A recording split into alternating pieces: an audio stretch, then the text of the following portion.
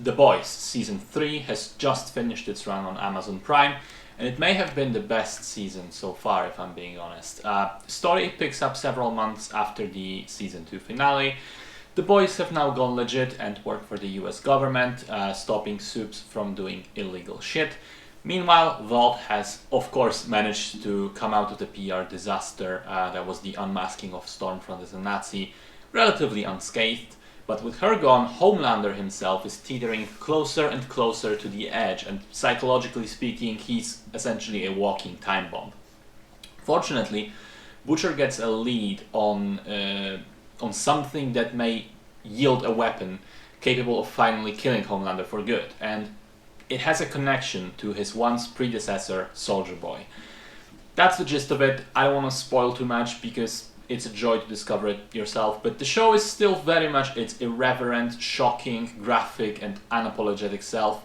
However, what it really excels at this time around is the social commentary, at which it's always been good, but by now it has gone far beyond just taking the piss from superheroes and corporate culture.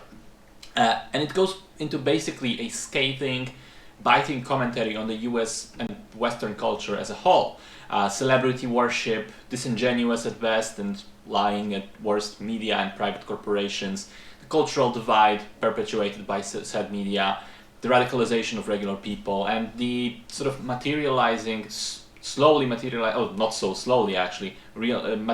realization of the people in power that they can do whatever they want, and that the general public is so far gone that they will not in fact be condemned in any way or cancelled, as it were.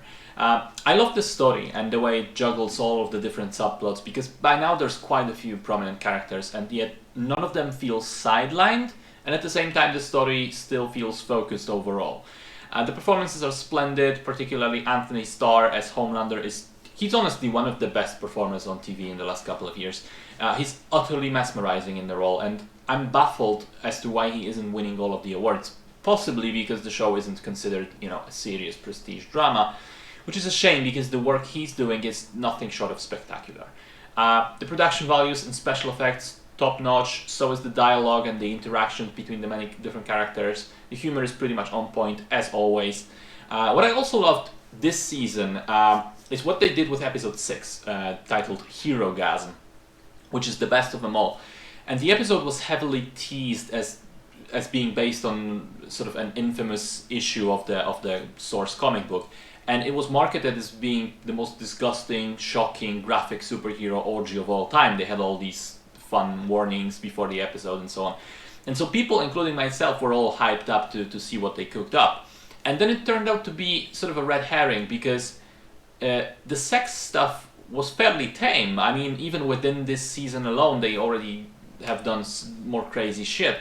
But it didn't matter because the episode was so strong with the character interactions and wrapping up some of the storylines and confrontations it featured, as well as the best superhero fight that the show has had so far in all of its seasons right there at the end. I mean, it was spectacular. So technically the episode did not deliver exactly what it promised, but it did the other things, the more important things, so well that essentially nobody could complain about it. Very good stuff. I highly recommend the show, not just to superhero fans, because as I said earlier, it's an all-encompassing commentary of modern American culture, and it's quite brilliant at that.